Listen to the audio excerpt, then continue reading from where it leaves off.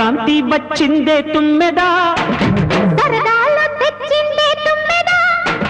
కొత్త ధాన్యాలతో కోడి పంజాలతో ఊరే ఉప్పొంగుతుంటే